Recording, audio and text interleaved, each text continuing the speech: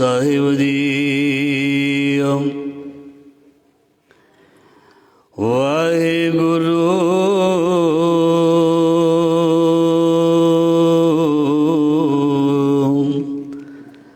साहिब जी।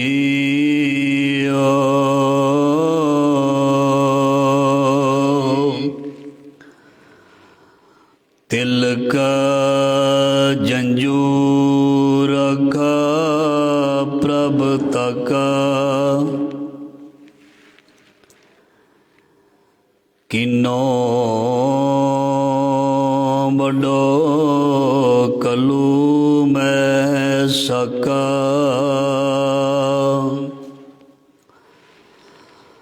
साधन हेत इति जिन करिए,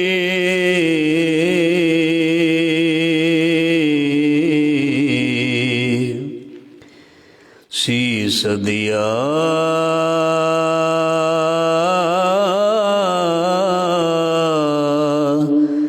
पर सीना उचरी।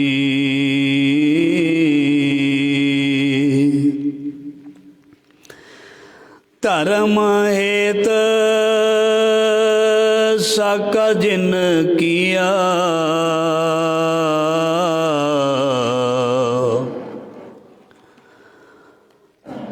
शीस दिया पर सिर ना दिया।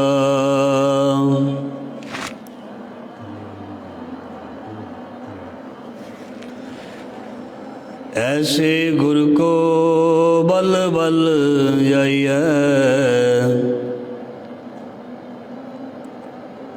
ऐसे गुरु को बल बल जाइए। आप मुकत मोहे तारे, नारायण नरपत नमस्कार। ज़हरा ज़हूर हाजरा हजूर, सर्व कला भरपूर समरथ गुरु, लोक परलोक दे रखियक भगत वशल ज्ञान दे सागर। गुरुआं भगतां दी भट्टां दी सिखां दी इलाही बाणी जोत, धन धन श्री गुरु ग्रंथ साहिब महाराज जी दी पावन पवित्र जोत, गुरु दी हजूरी दे विच गुरु शब्द दे नाल जुड़ बैठी सत संगत। सतगुरु जी ने मेहर कृपा दया कीती है, जीवन स्वास बख्शे हैं और अपने चरणों के नाल सतगुरु जी सानू जोड़ रहे हैं। सो आओ धन धन श्री गुरु तेग बहादुर महाराज जी दे शहीदी गुरपुरब के संबंध विच अज असी जुड़े हाँ। सो गुरु साहब जी की सिफत सलाह असी करनी बंद कर दें, सैट बंद कर दे। सो गुरु महाराज जी की सिफत सलाह दे विच जुड़ना और महाराज जी की बख्शिश प्राप्त करनी है। कल भी आप जी ने गुरमत विचारां जड़ियां सी वो श्रवण कीतियां हन गुरु तेग बहादुर महाराज जी के बारे। आओ थोड़ा जिहा पिछे जाके फिर नाल ही आपां उस दिल्ली दे चांदनी चौंक दे विच महाराज जी दे दीदार करने हैं। भाई लखी शाह वणजारे जी दे दीदार करने हैं, भाई जैता जी दे रगरेटे गुरु के बेटे दे, भाई मतीदास जी, सतीदास जी, भाई दयाला जी। सो आप जी ने कल श्रवण किया सी भाई ये सब कुछ जो हो रहा सी जबर जुलम,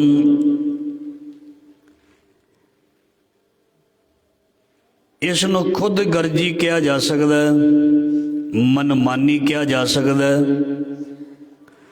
बहुत बड़ा पाप कहा जा सकता है। ये जिहड़ा बहुत बड़ा पाप कर रहा है औरंगजेब कर रहा है।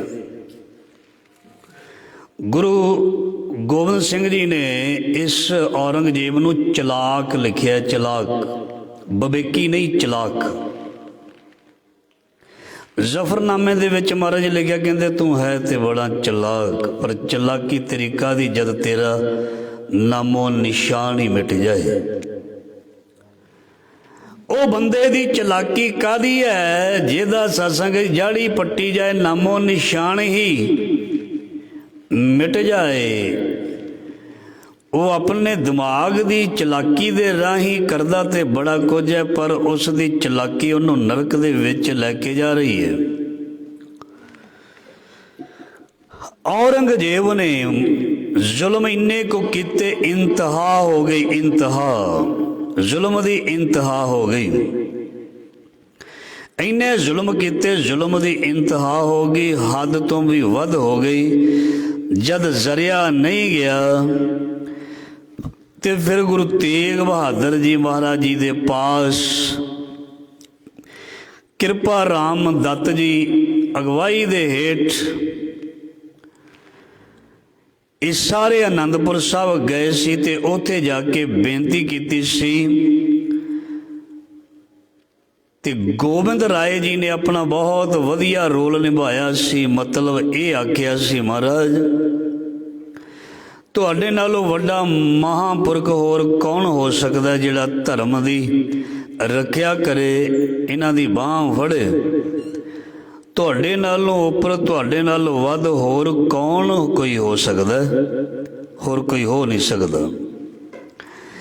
ਅਹਿਸਾਸ ਹੋ ਗਿਆ ਸੀ ਗੁਰੂ ਤੇਗ ਬਹਾਦਰ ਮਹਾਰਾਜ ਜੀ ਨੂੰ, ਮੇਰਾ ਪੁੱਤਰ ਸਭ ਕੁਝ ਸੰਭਾਲ ਲਵੇਗਾ, ਮੇਰਾ ਪੁੱਤਰ ਸਭ ਕੁਝ ਸੰਭਾਲ ਲਵੇਗਾ। ਸੋ ਗੁਰੂ ਤੇਗ ਬਹਾਦਰ ਮਹਾਰਾਜ ਜੀ ਦੇ ਨਾਲ ਬਹੁਤ ਜ਼ਿਆਦਾ ਜਿਹੜੀ ਹੈ ਈਰਖਾ ਹੋਈ ਹੈ, ਬਹੁਤ ਜ਼ਿਆਦਾ ਗੁਰੂਆਂ ਨਾਲ, ਬਾਕੀ ਗੁਰੂਆਂ ਨਾਲ ਵੀ ਹੋਈ ਹੈ।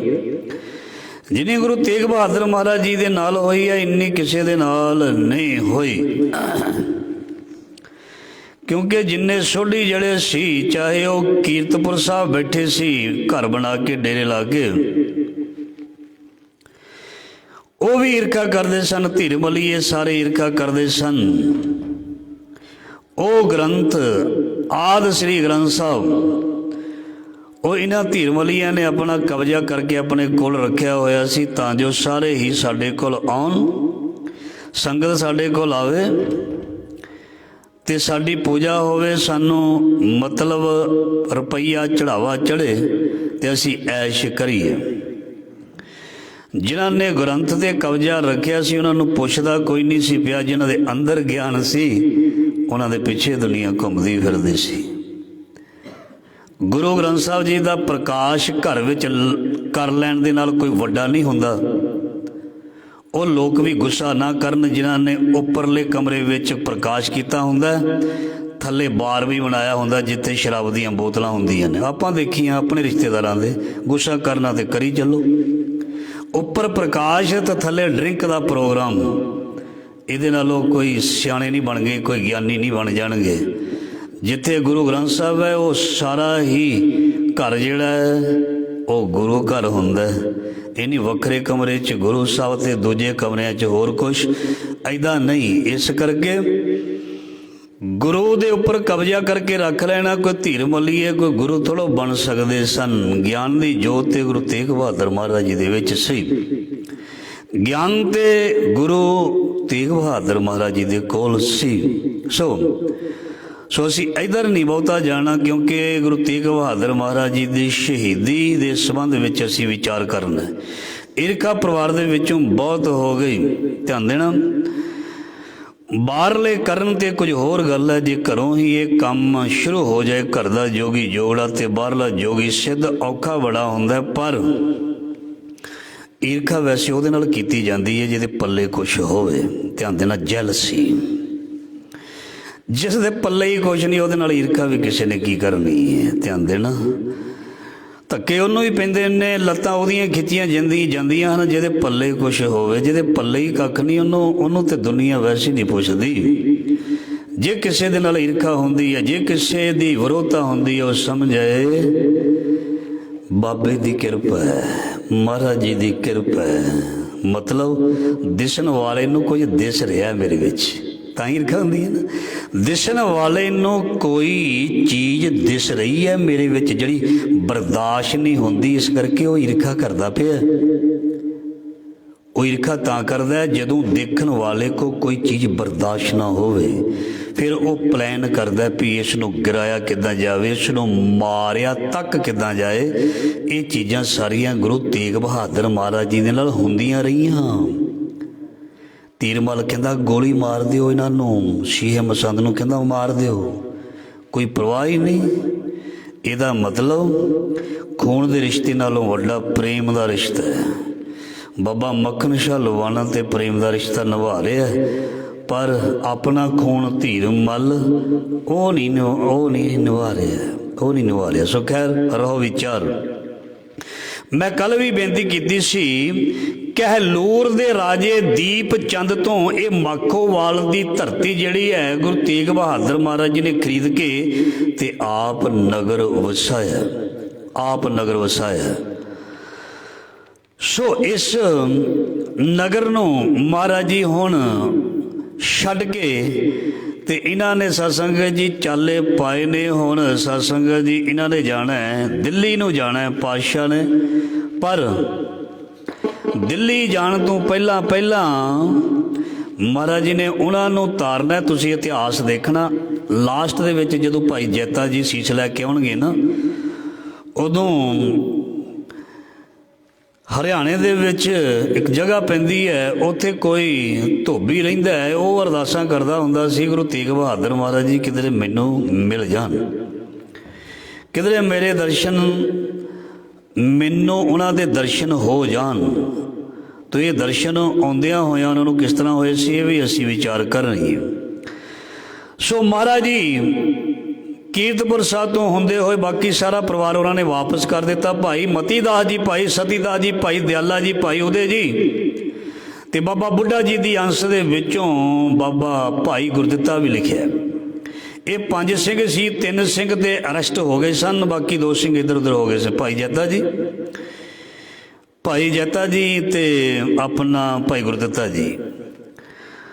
सो गुरु महाराज जी तारदे होए संगतां नूं ये पहुँचे ने सतसंगत जी। हौली हौली आगरे पहुँच गए।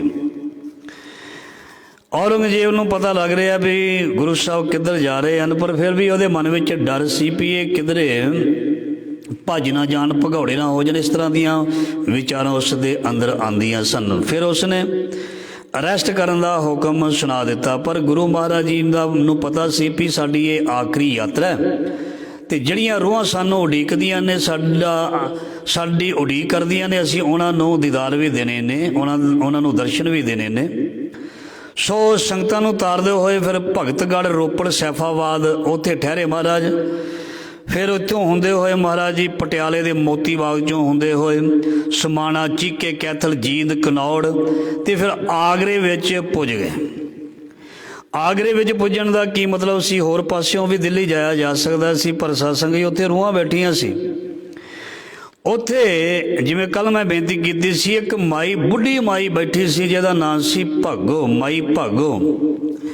उहने ना सूत जिद्दां असीं चरखे दे विच पुराणियां बीबियां सूत कत के उस दियां फिर कपड़ा बना के खद्दर तैयार कीता सी ते महाराज जी दे उसने बस्तर जिहड़े सी ते कुछ बस्तर जिहड़े सी उहनूं पता सी भी सिख भी गुरु नाल कदी आउणगे ते उहने बस्तर सिखां दे भी तैयार करके सूत कह लीए, खद्दर कह लीए, खद्दर दे कपड़े वो तैयार करके रखे सी ते महाराज जी दी ओह उडीक करदी हुंदी सी। ते महाराज जी ने जिन्हां ने उडीकां कीतियां सी महाराज जी उन्हां दे घरां विच गए।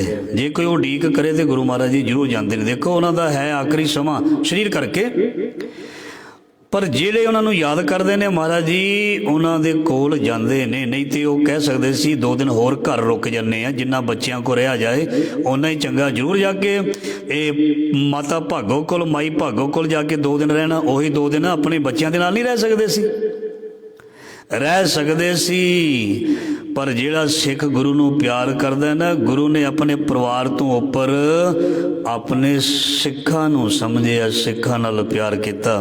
ਮਾਈ ਭਾਗੋ ਨੇ ਆਪਣੇ ਘਰ ਦੇ ਵਿੱਚ ਗੁਰੂ ਦਾ ਬਹੁਤ ਸਤਿਕਾਰ ਕੀਤਾ। ਇਹ ਵੀ ਸਾਖੀ ਮੈਂ ਲੰਬੀ ਨਹੀਂ ਸੁਣਾਉਣੀ। ਬੜਾ ਸੋਹਣਾ ਉਹਨਾਂ ਦਾ ਸਤਿਕਾਰ ਕੀਤਾ, ਬੜਾ ਪਿਆਰ ਦੇ ਨਾਲ ਲੰਗਰ ਪਾਣੀ ਛਕਾਇਆ। ਅਤੇ ਜੋ ਉਸਨੇ ਮਹਾਰਾਜ ਜੀ ਦੇ ਲੀੜੇ ਕੱਪੜੇ ਰੱਖੇ ਹੋਏ ਸਨ ਉਹ ਮਹਾਰਾਜ ਜੀ ਨੂੰ ਭੇਟਾ ਕੀਤੇ, ਅਤੇ ਮਹਾਰਾਜ ਜੀ ਨੇ ਉਹ ਲੈ ਕੇ ਤੇ ਮਹਾਰਾਜ ਜੀ ਨੇ ਬੜੀ ਬਖਸ਼ਿਸ਼ ਕੀਤੀ। ਤੇ ਕਹਿੰਦੇ ਇਸ ਜਗ੍ਹਾ ਤੇ ਗੁਰਦੁਆਰਾ ਮਾਈ ਥਾਨ ਬਣਿਆ। ਮਾਈ ਥਾਨ ਜਿੱਥੇ ਗੁਰੂ ਸਾਹਿਬ ਜੀ 2 ਦਿਨ ਠਹਿਰੇ। ਮਤਲਬ ਕਹਿੰਦਾ ਜਿੱਥੇ ਗੁਰੂ ਸਾਹਿਬ ਠਹਿਰੇ ਉੱਥੇ ਕਿਸੇ ਦੀ ਖਿੱਚ ਸੀ ਗੁਰੂ ਸਾਹਿਬ ਜੀ ਦੇ ਵੱਲ। ਤੇ ਫਿਰ ਹੁਣ ਇੱਕ ਕੋਈ ਰੱਬ ਦਾ ਪਿਆਰਾ ਅਰਦਾਸਾਂ ਕਰਦਾ ਵੀ ਗੁਰੂ ਪਾਤਸ਼ਾਹ ਨੂੰ ਗ੍ਰਿਫਤਾਰ ਤੇ ਕਰ ਹੀ ਲੈਣਾ, ਹੋ ਹੀ ਜਾਣਾ। ਜੇ ਕਿਧਰੇ ਮੇਰੇ ਰਾਹੀਂ ਗ੍ਰਿਫਤਾਰ ਹੋਣ ਤੇ ਮੈਨੂੰ ਇਨਾਮ ਮਿਲ ਜਾਏ। ਹਸਨ ਅਲੀ ਸੈਯਦ ਗਰੀਬ ਸੀ, ਉਸ ਦਾ ਪੁੱਤਰ ਜਿਹੜਾ ਸੀ ਉਹਦਾ ਪੋਤਰਾ ਲਿਖਿਆ ਹੋਇਆ ਸੀ। ਉਹ ਕਹਿੰਦੇ ਬੱਕਰੀਆਂ ਚਾਰਦਾ ਹੁੰਦਾ ਸੀ ਤੇ ਮਹਾਰਾਜ ਨੂੰ ਉਹ ਮਿਲਿਆ ਤੇ ਮਹਾਰਾਜ ਜੀ ਨੇ ਉਹਨੂੰ ਪੁਸ਼ਾਕਾ ਮੁੰਦਰੀ ਕਹਿ ਲਓ, 2 ਰੁਪਈਏ ਕਹਿ ਦਈਏ, ਇਸ ਤਰ੍ਹਾਂ ਲਿਖਿਆ, ਉਹਨੂੰ ਦਿੱਤੇ ਤੇ ਕੁਝ ਲੈਣ ਲਈ ਭੇਜਿਆ।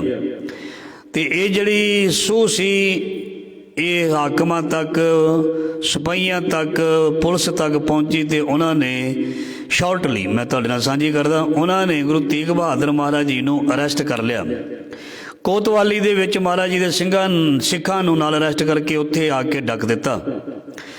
ਔਰ ਜਦੋਂ ਉਹਨਾਂ ਨੂੰ ਉੱਥੇ ਡੱਕਿਆ, ਲਿਖਿਆ ਵੀ ਕੁਝ ਕੁ ਮਹੀਨੇ ਉੱਥੇ ਮਹਾਰਾਜ ਜੀ ਦੇ ਸਿੱਖਾਂ ਦੇ ਨਾਲ ਡੱਕਿਆ ਰਿਹਾ। ਕਈ ਤਰ੍ਹਾਂ ਦੀਆਂ ਮੀਟਿੰਗਾਂ ਚੱਲਦੀਆਂ ਰਹੀਆਂ, ਕਿਉਂਕਿ ਉਹਨਾਂ ਨੂੰ ਪਤਾ ਸੀ ਵੀ ਇਹ ਜਿੰਨੀ ਵੀ ਹਿੰਦੂ ਕੌਮ ਹੈ ਉਹਨਾਂ ਨੂੰ ਰਿਪਰੈਜ਼ੈਂਟ ਕਰ ਰਹੇ ਨੇ, ਅਗਵਾਈ ਕਰ ਰਹੇ ਨੇ, ਆਗੂ ਬਣ ਕੇ ਆਏ ਨੇ।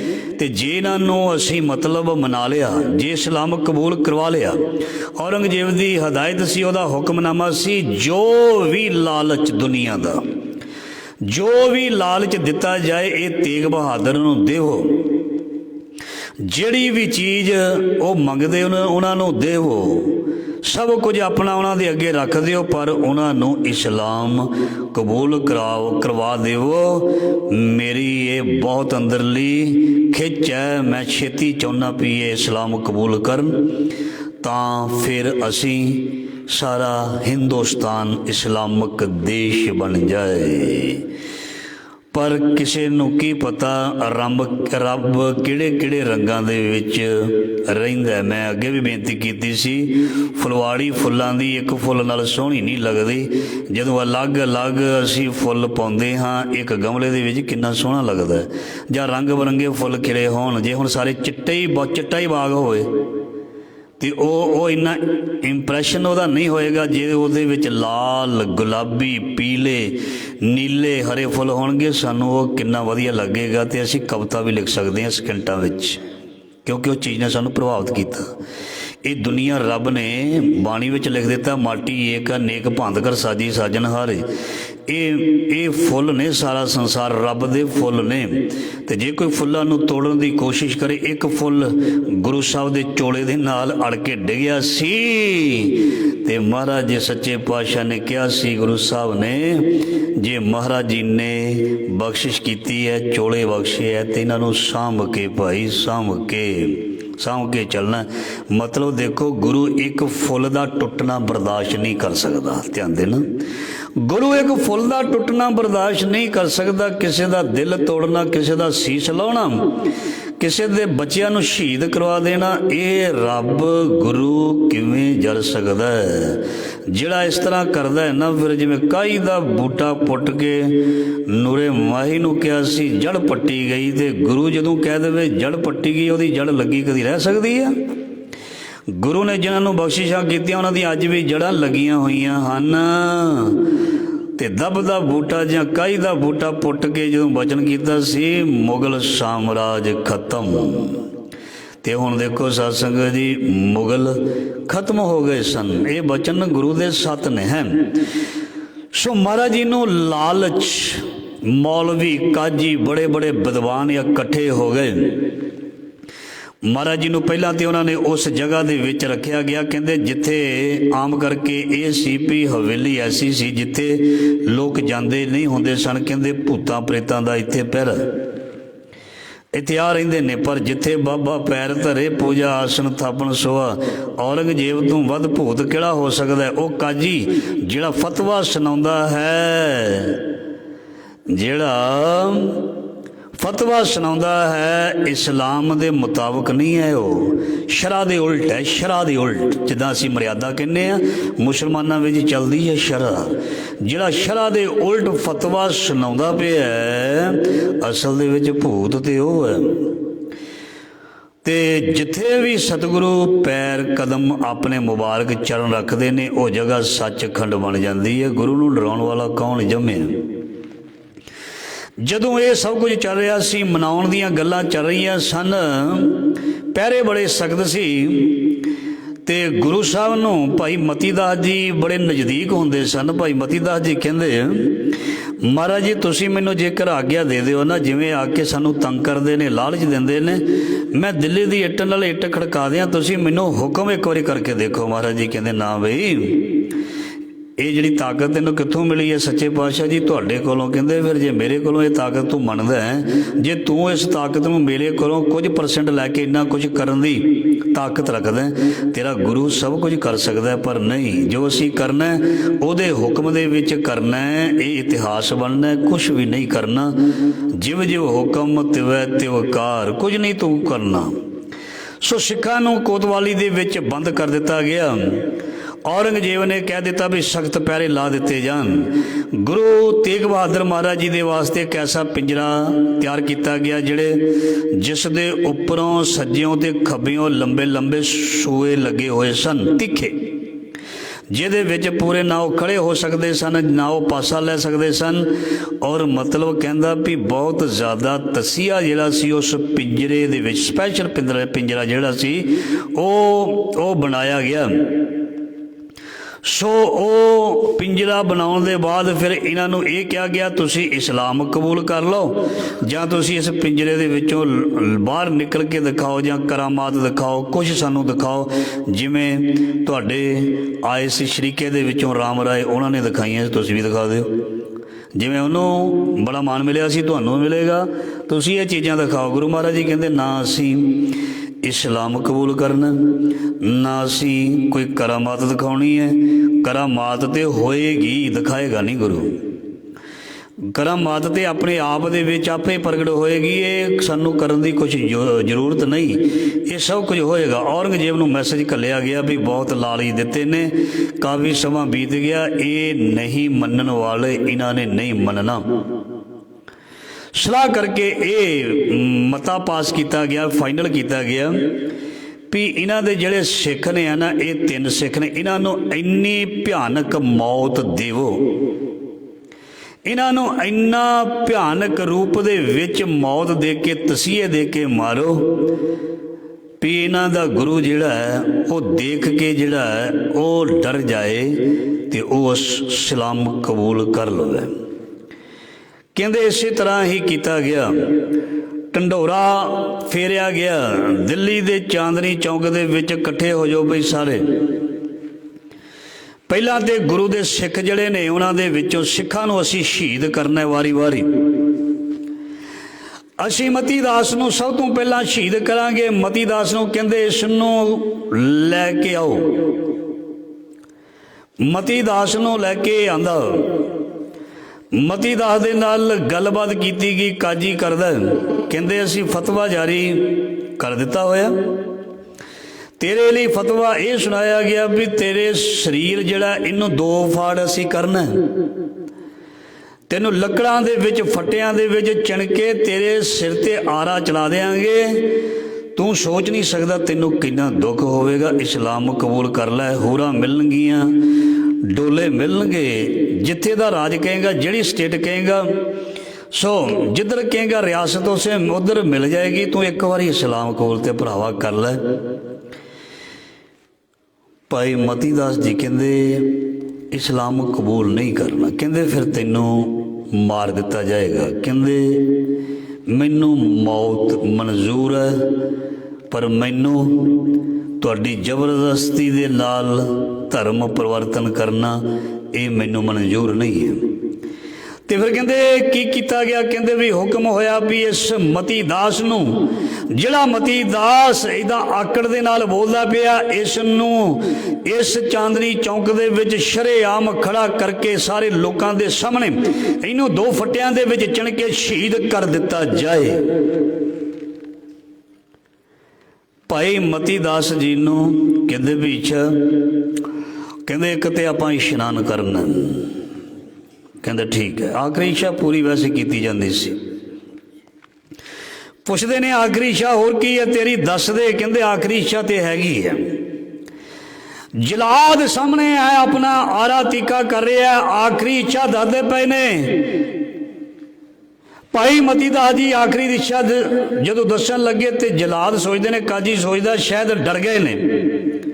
कहते सुनो सुनो इसकी आखिरी इच्छा हो सकता है डर के इस्लाम कबूल कर ले। कहते डर डुर कोई नहीं, डर कादा, मेरी आखिरी इच्छा है कि मैं जदों अपने उस अकाल पुरख के चरणों के विच जावां, लीन होवां, ते मैं अपने गुरु नानक महाराज जी की जप की बाणी मतलब जपजी साहिब का जाप करना, पाठ करना। तो मेरी आखिरी इच्छा यह है भी मेरा सतगुरु गुरु तेग बहादुर मेरी अखां दे सामने पिंजरे दे विच भावें तुसीं डकिया मेरे सामने होवे, मेरा मूँह मेरे गुरु दे वल होवे ते मैनूं जिहड़ी है वो बाणी गुरु नानक महाराज जी की वो पढ़न दित्ती जावे। कहते होर दस, चलो चल ये भी गल तेरी मान लैंदे आ। कहते मैं ये तुहानूं बेनती करदा भी आरा जिहड़ा तुसीं तेज नहीं चलाउणा, हौली हौली चलाउणा।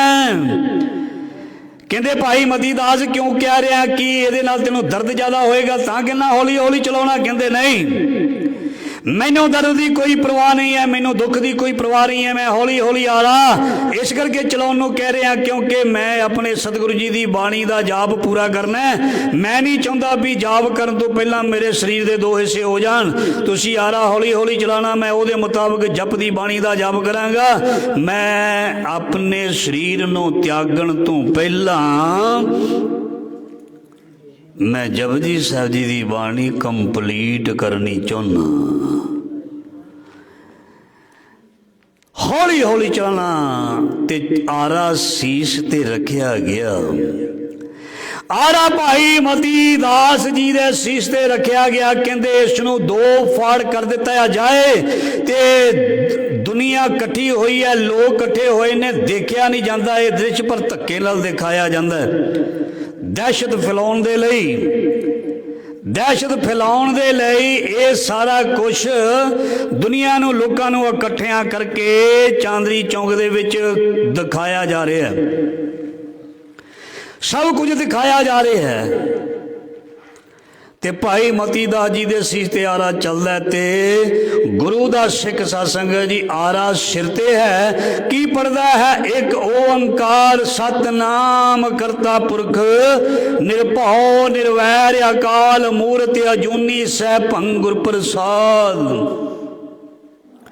ਇਹਦੇ ਤੋਂ ਸਾਨੂੰ भी सिक्ख्या मिलती है। साढ़े शरीर अज के समय दे विच तंदुरुस्त नहीं हैं, पर जदों जपजी दी बाणी भाई मती दास पढ़दा है साडा ध्यान भाई मती दास वल जाना चाहिए। वो भी तो गुरु दा सिख सी, असी भी गुरु दे सिख हाँ। नहीं कुछ हुंदा ते ना होवे, जे गुरु की याद विच बैठे बैठे डिग पवांगे तो गुरु नूं पता होएगा।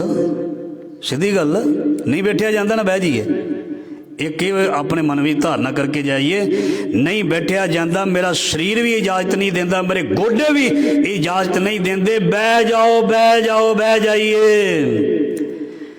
ओदी बाणी का जप की बाणी का जाप जिन्हों आंदा जपजी साहब शुरू करे, जिन्हों कुछ नहीं आता वाहेगुरु वाहेगुरु वाहेगुरु करी जाए तो वाहेगुरु वाहेगुरु करदा जपजी साहब करदा डिग पवे। मैं कहना उन्होंने मुबारक है डिगना, काश किते इदा हो जाए, होर की चाहिए। महाराज कहते तू डिग तो सही। नानक गरीब ढै पिया द्वारे हर मेल ले हो वड़ियाई। महाराज जी कहते तेरी मैं उड़ीक कर रहा, इंतजार कर रहा, तू डिगे लम्मा पिया कबीर ते थाई। कबीर जिदन डिग्या ना उदन ही उठा लिया, जिदों तक डिग्या नहीं उदों तक नाम भी नहीं सी मिलिया। जिस दिन डिग्या ना उदन ही कृपा हो गई। इस करके सत्संगत जी नहीं तुरया जाता, गुरु वाल तुर के जाओ, डिग जाओ बस। ये अवस्था है, वैसी ये बड़ी वड्डी अवस्था है। इदां दी अवस्था ते ये ਉਹ ਪਹੁੰਚਦੇ ਨੇ ਸੀਨੇ ਖਿੱਚ ਜਿਨ੍ਹਾਂ ਨੇ ਖਾਧੀ ਉਹ ਕਰ ਆਰਾਮ ਨਾ ਬਹਿੰਦੇ। ਉਹ ਕਹਿੰਦੇ ਮਰ ਜਾਈਏ ਪਰ ਤੇਰਾ ਦਰ ਨਹੀਂ ਛੱਡਣਾ, ਤੇਰਾ ਨੇਮ ਨਹੀਂ ਛੱਡਣਾ, ਤੇਰਾ ਪ੍ਰੇਮ ਨਹੀਂ ਛੱਡਣਾ। ਸੋ ਭਾਈ ਮਤੀ ਦਾਸ ਜੀ ਦੇ ਸੀ ਤਿਉਹਾਰਾ ਚੱਲ ਰਿਹਾ ਤੇ ਗੁਰੂ ਕਾ ਸਿੱਖ ਗੁਰਬਾਣੀ ਪੜ੍ਹ ਰਿਹਾ। ਗੁਰਬਾਣੀ ਪੜ੍ਹਦਿਆਂ ਸਾਰੀਆਂ ਪੌੜੀਆਂ ਦੇ ਜਾਪ ਕਰੀ ਜਾ ਰਹੇ ਨੇ, ਕਰੀ ਜਾ ਰਹੇ ਨੇ।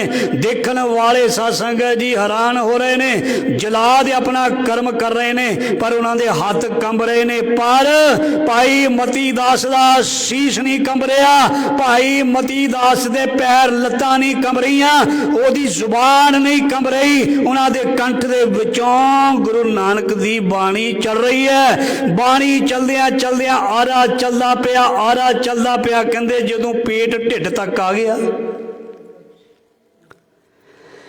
ਭਾਈ ਮਤੀ ਦਾਸ ਅੰਦਰੋਂ ਵੇਦਨਾ ਕਰਦੇ ਨੇ, ਹੇ ਮੇਰੇ ਗੁਰੂ ਨਾਨਕ ਪਾਤਸ਼ਾਹ, ਮੈਂ ਤੁਹਾਡੀ ਬਾਣੀ ਦਾ ਜਾਪ ਕਰਨਾ, ਕਿਤੇ ਆਰਾ ਛੇਤੀ ਨਾ ਚੱਲ ਜਾਏ। ਮੈਂ ਪਵਨ ਗੁਰੂ ਪਾਣੀ ਪਿਤਾ ਮਾਤਾ ਧਰਤ ਮਹਤ ਵੀ ਪੜ੍ਹਨਾ, ਮੇਰੇ ਤੇ ਮਿਹਰ ਕਰਿਓ। ਜਦੋਂ ਤੱਕ ਮੇਰੇ ਸਰੀਰ ਦੇ 2 ਹਿੱਸੇ ਹੋਣੇ ਨੇ ਮੈਂ ਜਪ ਦੀ ਬਾਣੀ ਨੂੰ ਕੰਪਲੀਟ ਕਰ ਦੇਵਾਂ। ਕਹਿੰਦੇ ਪਵਨ ਗੁਰੂ ਪਾਣੀ ਪਿਤਾ ਦੀਆਂ ਪੰਕਤੀਆਂ ਸ਼ੁਰੂ ਹੋ ਗਈਆਂ ਤੇ ਧੁੰਨੀ ਤੋਂ ਥੱਲੇ ਆ ਗਿਆ।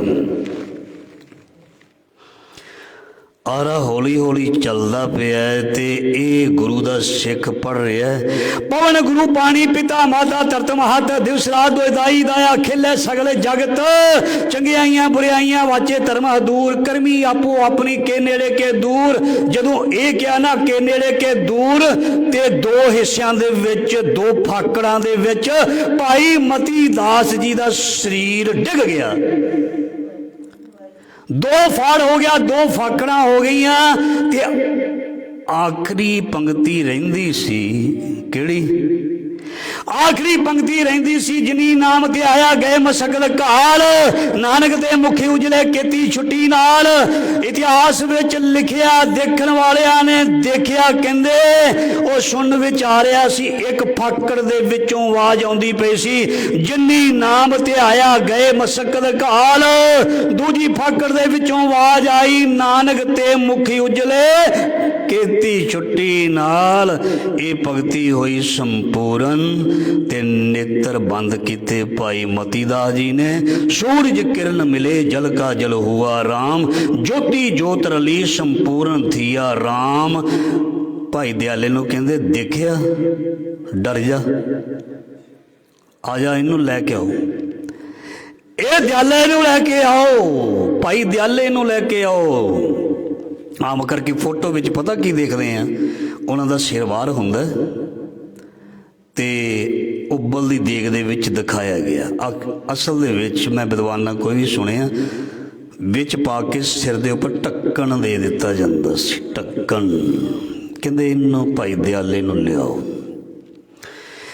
ਕਹਿੰਦੇ ਹੁਣ ਤੂੰ ਦੇਖ ਤੇ ਲਿਆਈ ਹੈ, ਇੰਤਹਾ ਦੇਖ ਲਈ ਹੈ ਨਾ, ਦੇਖ ਲਈ ਹੈ ਨਾ ਜ਼ੁਲਮ ਦੀ। ਕਹਿੰਦੇ ਦੇਖ ਲਈ ਹੈ, ਤੂੰ ਦੱਸ ਤੇਰਾ ਕੀ ਇਰਾਦਾ? ਕਹਿੰਦੇ ਇਰਾਦੇ ਉਹੀ ਜਿਹੜੇ ਮੇਰੇ ਵੱਡੇ ਭਰਾ ਦਾ ਇਰਾਦਾ, ਉਹੀ ਇਰਾਦਾ ਮੇਰਾ ਜਿਹੜਾ ਮੇਰੇ ਭਾਈ ਦਾ, ਮੇਰੇ ਉਸ ਸਿੱਖ ਗੁਰੂ ਦੇ ਭਾਈ ਮਤੀ ਦਾਸ ਦਾ, ਉਹੀ ਇਰਾਦਾ ਮੇਰਾ। ਨਹੀਂ ਮੰਨਣਾ? ਕਹਿੰਦੇ ਨਹੀਂ ਮੰਨਣਾ, ਨਹੀਂ ਮੰਨਣਾ। ਕਹਿੰਦੇ ਦੇਖ ਲਿਆਓ, ਇਹਨੂੰ ਪਾਣੀ ਦੇ ਵਿੱਚ ਉਬਾਲ ਕੇ ਰੱਖ ਦੋ। ਦੇਗ ਰੱਖੀ ਗਈ, ਦੇਗ ਉਬਲਦਾ ਪਿਆ ਪਾਣੀ। ਕਹਿੰਦੇ ਦੇਖ ਲੈ, ਅਜੇ ਵੀ ਮੌਕਾ ਹੈ, ਇੱਛਾ ਤੇਰੀ ਆਖਰੀ, ਇਸ਼ਨਾਨ ਕਰਨਾ ਕਰ ਲੈ। ਹੋਰ ਮੈਂ ਵੀ ਗੁਰੂ ਨਾਨਕ ਦੀ ਜਪ ਦੀ ਬਾਣੀ ਦਾ ਜਾਪ ਕਰਨਾ, ਔਰ ਇਹ ਜਾਪ ਕਰਨ ਤੋਂ ਬਾਅਦ ਹੀ ਮੈਂ ਆਪਣੇ ਗੁਰੂ ਦੀ ਗੋਦ ਵਿੱਚ ਜਾਵਾਂਗਾ। ਦਰਸ਼ਨ ਮੈਂ ਆਪਣੇ ਗੁਰੂ ਦੇ ਕਰਨੇ ਹੈ।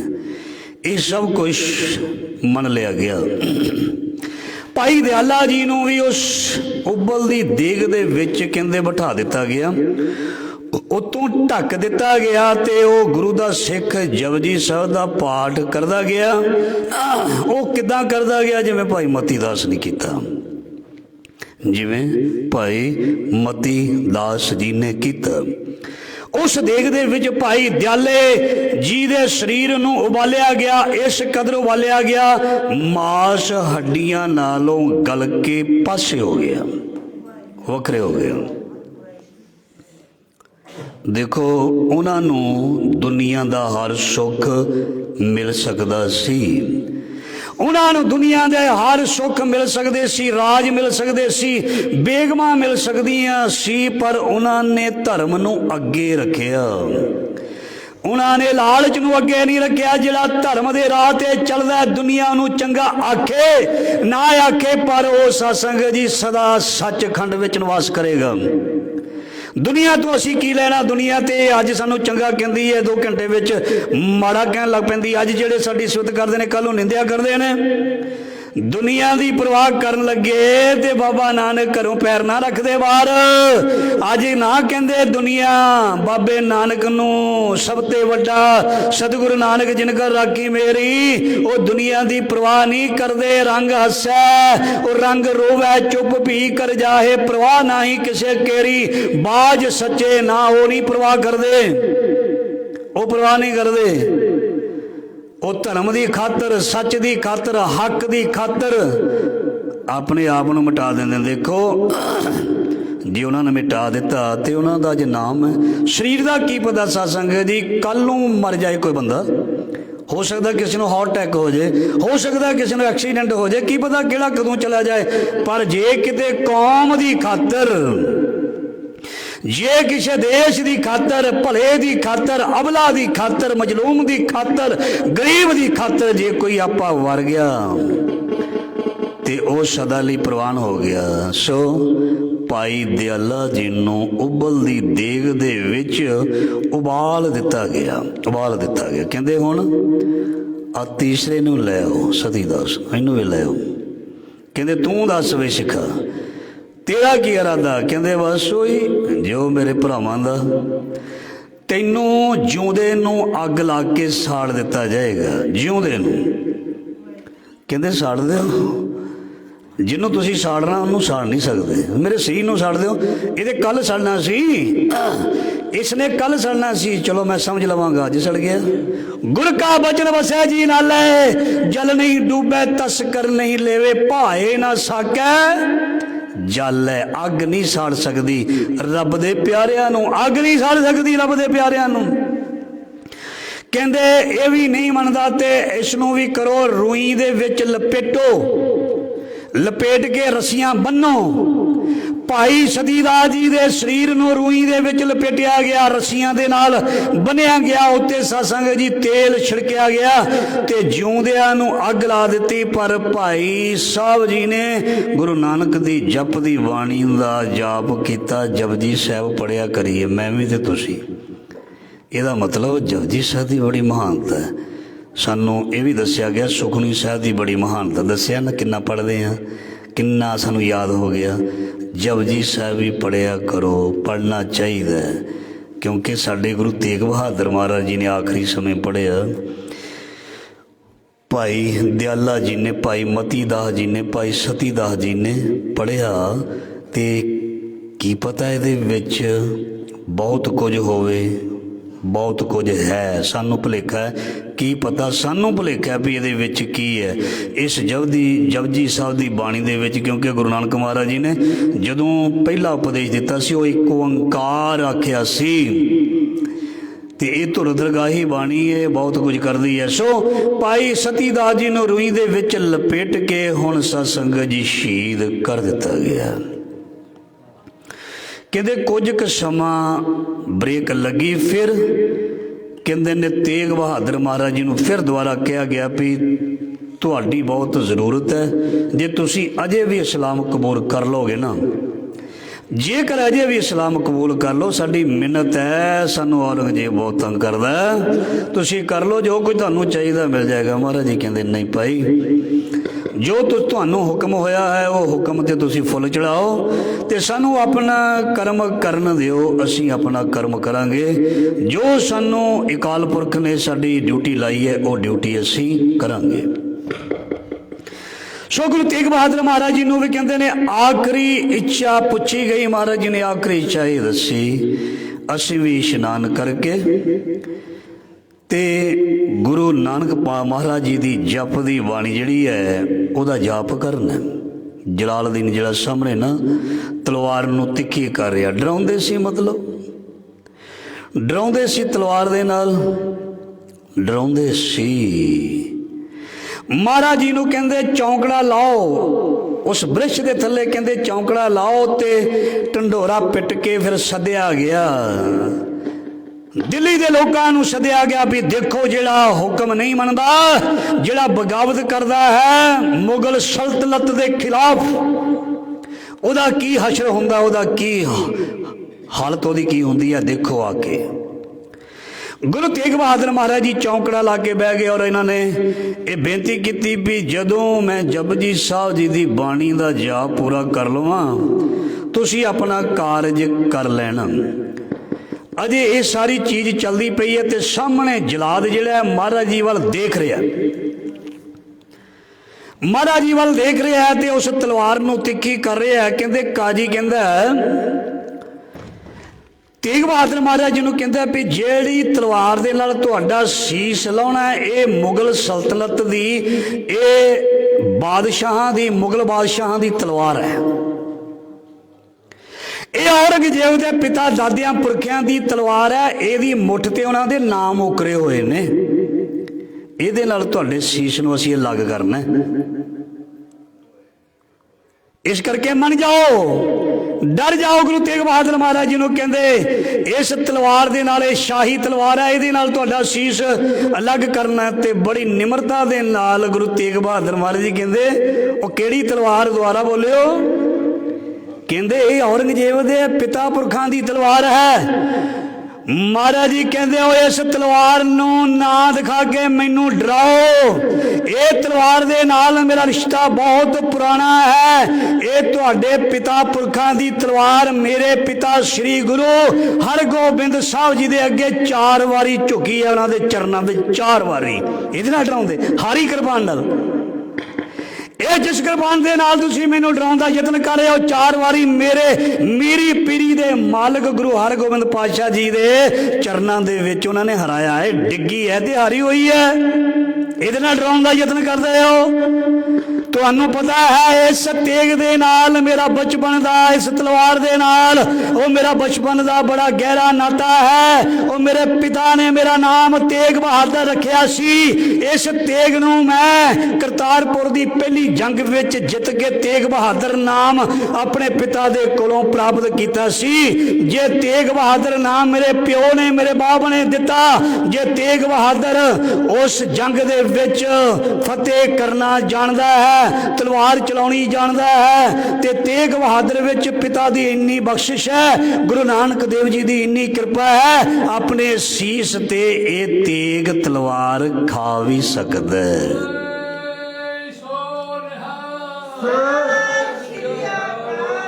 ये तेरी तलवार दा मैं वार झल सकांगा, तू मैनू डरा ना, मैनू डरा ना। पै काऊ को देत न पैमानदान।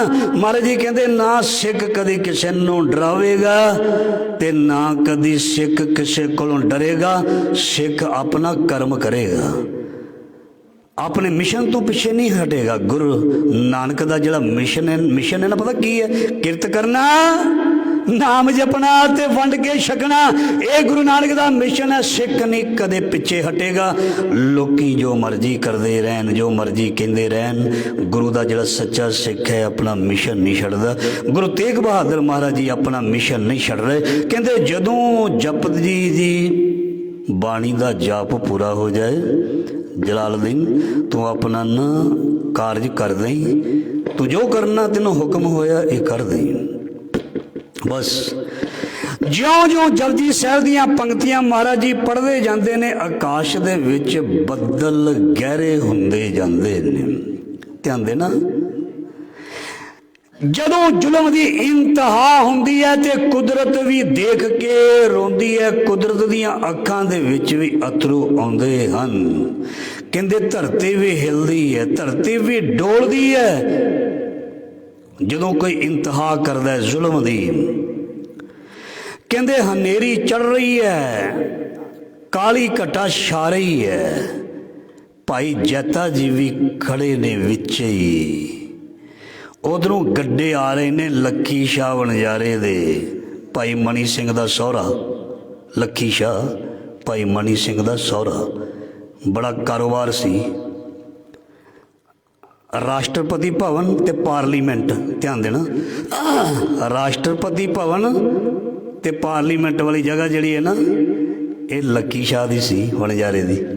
ਪਤਾ ਸਾਨੂੰ, ਜੇ ਕਥਾ ਕਰਾਂਗੇ ਤਾਂ ਪਤਾ ਲੱਗੇਗਾ। ਮਾਣ ਹੋਣਾ ਚਾਹੀਦਾ ਆਪਣੇ ਬਜ਼ੁਰਗਾਂ 'ਤੇ।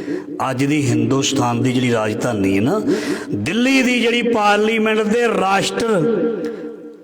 ਉਹ ਰਾਸ਼ਟਰਪਿਤਾ ਜਿਹਨੂੰ ਰਾਸ਼ਟਰਪਤੀ ਭਵਨ ਕਹਿ ਦਿੰਦੇ ਜਾਂ ਪਾਰਲੀਮੈਂਟ ਕਹਿ ਦਿੰਦੇ ਆ, ਉਹ ਜਗ੍ਹਾ ਅੰਗਰੇਜ਼ਾਂ ਨੇ 1913 ਵਿੱਚ ਧੱਕੇ ਦੇ ਨਾਲ ਲਈ ਸੀ ਰਾਜਧਾਨੀ ਬਣਾਉਣ ਦੇ ਲਈ। ਹੋਰ ਵੀ ਕਬਜ਼ਾ ਕੀਤਾ ਸੀ, ਰਕਾਬਗੰਜ ਵਾਲੀ ਸਾਈਡ ਦੀ ਜਗ੍ਹਾ ਸੀ, ਉੱਤੇ ਵੀ ਲੱਗੇ ਹੀ ਕਬਜ਼ਾ ਕਰਨ, ਪਰ ਸਿੱਖ ਸਿੱਧੇ ਹੋ ਗਏ ਸੀ। ਪਰ ਇਹ ਜਗ੍ਹਾ ਕਿਉਂਕਿ ਰਾਜ ਅੰਗਰੇਜ਼ਾਂ ਦਾ ਸੀ, ਅੰਗਰਾਜ 1857 ਵਿਦਰੋਹ, 1859 ਤੇ 1849 ਇਹ ਅੰਗਰੇਜ਼ਾਂ ਦਾ ਆਉਣਾ, ਤੇ ਫਿਰ ਅੰਗਰੇਜ਼ਾਂ ਦੁਆਰਾ ਇਹ ਕਬਜ਼ਾ ਕੀਤਾ ਗਿਆ ਸੀ ਭਾਈ ਲੱਖੀ ਸ਼ਾਹ ਵਣਜਾਰੇ ਦੀ ਉਸ ਜਗ੍ਹਾ 'ਤੇ। ਕਿ ਬਹੁਤ ਅਮੀਰ ਬੰਦਾ ਸੀ ਇਹ, ਸ਼ਾਹ ਸੀ, ਸ਼ਾਹ ਆਲ ਜਿਹੜੀ ਸ਼ਾਹ ਵੱਜਦੀ ਹੈ ਨਾ, ਸੰਬੰਧ ਹੈ ਪਿੱਛੇ। ਸੋ ਸ਼ਾਹ ਸੀ ਲੱਖੀ ਸ਼ਾਹ ਵਣਜਾਰਾ। ਇਹ ਵੀ ਪਿੱਛੋਂ ਗੱਡੇ ਭਰ ਕੇ ਆ ਰਿਹਾ। ਰਸਤੇ ਜਿਹੜੇ ਬਹੁਤੇ ਪੱਕੇ ਨਹੀਂ ਹੁੰਦੇ, ਕੱਚੇ ਹੁੰਦੇ ਸਨ, ਧੂੜ ਉੜਦੀ ਪਈ ਹੈ, ਇਹਨੇ ਸਮਾਨ ਲੱਦਿਆ ਹੋਇਆ।